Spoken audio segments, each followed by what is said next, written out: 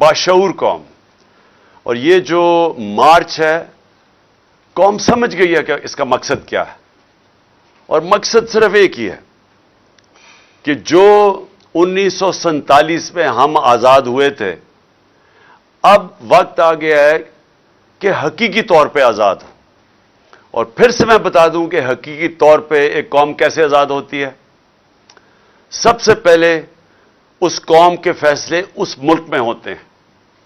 कोई बैरून मुल्क की कोई ताकत, कोई सुपर पावर, वो उस मुल्क के फैसले नहीं करती। अपने मुल्क के लोगों के इलेक्टेड नुमाइंदे मुल्क की बेहतरी के लिए, अवाम के मफादात के लिए फैसले करते हैं। और फिर मैं मिसाल सिर्फ देता हूं कि अगर हमें रूस से सस्ता तेल मिलता है, तो अगर हिंदुस्तान सस्ता तेल खरीद सकता है, तो हमें भी अपने लोगों के फायदे के लिए, जब आप सस्ता तेल खरीदते हैं तो महंगाई कम हो जाती है मुल्क में। तो सिर्फ इसलिए कि कोई नाराज ना हो जाए, हम अपने लोगों के ऊपर बोझ डालते हैं महंगाई का, क्योंकि हमें खौफ है कि कोई हमारे से बड़ी पावर नाराज ना हो जाए। ये गुलामी है। आजाद कौमें अपने लोगों के लिए फैसला करती हैं। और दूसरी चीज, असल में इंसान आजाद इंसाफ करता है।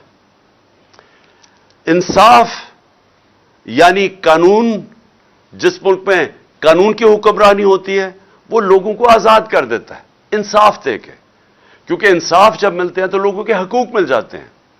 हकूक का मतलब यह है कि हर इंसान, हर पाकिस्तानी, कोई भी ताकतवर उसके ऊपर जुल्म नहीं कर सकता।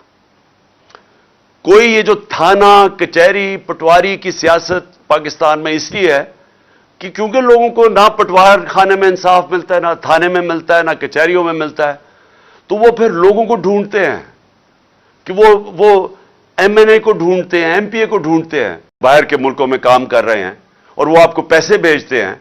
वो फिर से, वो ये नहीं कि लोग पैसे वह तकसीम कर रहे हैं, वो इसलिए कि उनका निजाम इजाजत देता है लोगों को पैसा बनाने के लिए, बिजनेस करने के लिए। अपनी वो काम, दुकानें करेंगे, उन्हें पता है दुकानें लगाएंगे, कारखाने लगाएंगे कि उनको तंग नहीं किया जाएगा महकमों से, इसलिए वो खुशहाल है। सो ये मैं जो दूसरी मेरी आपकी बात है कि यहां सरमायाकारी भी तब आएगी, मुल्क उठेगा भी तब, जब हम इस मुल्क के अंदर कानून की हुक्मरानी होगी।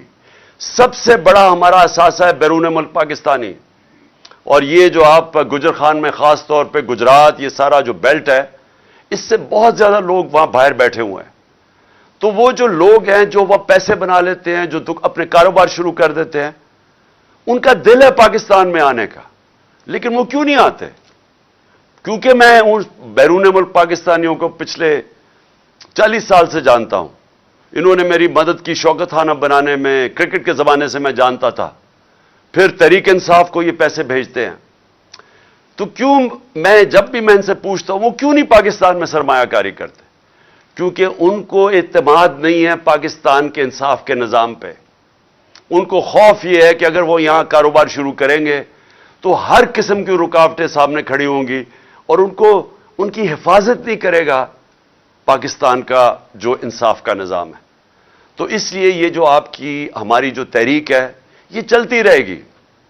ये इंशाल्लाह इलेक्शंस भी अनाउंस हो जाएं, फिर भी ये चलती रहेगी जब तक इस मुल्क में कानून की हुक्मरानी नहीं आएगी। और जब तक के ताकतवर और कमजोर एक तरह कानून उनको देखेगा, एक ही नजर से कमजोर और ताकतवर को जब तक नहीं देखेंगे, ये मुल्क आजाद नहीं होगा, खुशहाल नहीं होगा। आजम स्वाति, मुल्क का सेनेटर, सिर्फ उसने तनकीद कर दी एक ट्वीट के अंदर। बाबर सत्तार जो इस्लामाबाद हाई कोर्ट का जज है, उसने कहा है कि एक तनकीद के ऊपर आप, किसी एक ट्वीट के ऊपर किसी को आप गद्दार नहीं बना सकते।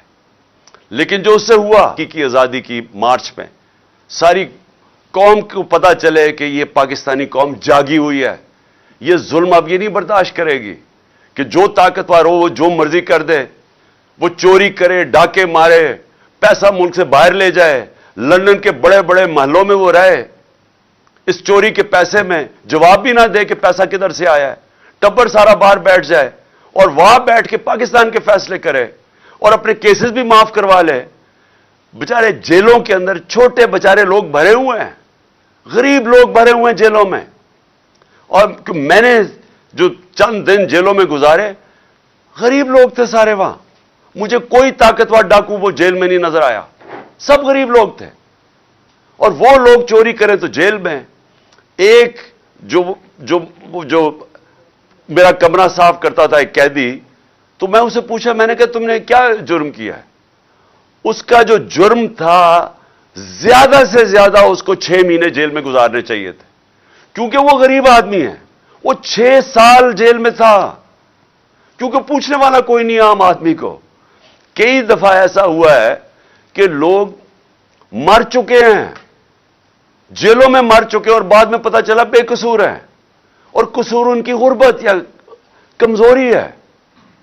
تو ایک طرف وہ ہے, اور ایک طرف اربوں روپے کا ڈاکہ مارو اور باقی ڈیل کرو, اور ڈیل کر کے NRO لے لو, پہلے جنرل مشرف سے لے لو, اب اس دور میں لے لو, اور بیٹھ کے جناب پھر پاکستان کے فیصلے کرنے شروع کر دو. مجرم اس ملک کے فیصلے کر رہے ہیں.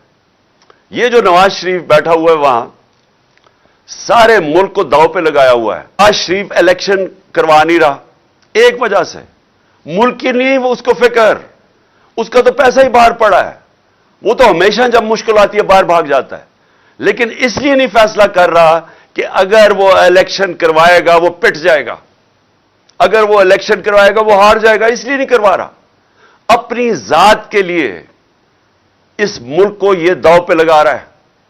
اور اس کو پھر سے میں کہتا ہوں کہ جو آدمی کا جینا مرنا پاکستان میں نہیں ہے, جس کا سارا بچے باہر برطانیہ پاسپورٹ لے کے بیٹھے ہوئے ہیں, وہ بیٹا 10 ارب کے گھر میں رہتا ہے, 4 محلوں کے اندر جو مریم کے نام پہ ہیں, وہ بتا نہیں سکتے پیسہ کدھر سے آیا. تو وہ لوگ, اب مجھے بتائیں, وہ آدمی پاکستان کا فیصلہ کر سکتا ہے؟ کیا اس کو یہ رائٹ ہونا چاہیے کہ الیکشن کب کروائے جائیں؟ کیا اس کو یہ حق ملنا چاہیے کہ آرمی چیف کو کس کو بننا چاہیے؟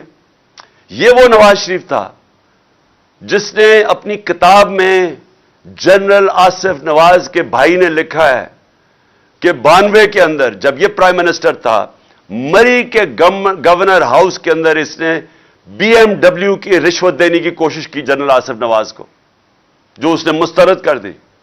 یہ کیوں اس نے کیا؟ باقی ان لوگوں کو کیوں نہیں ضرورت کہ ہم اپنے آرمی چیف رکھوائیں یا ہم ان کو رشوت دینے کی کوشش کریں آرمی چیف کو؟ کیونکہ ہم نے اپنی کوئی چوری نہیں بچانی.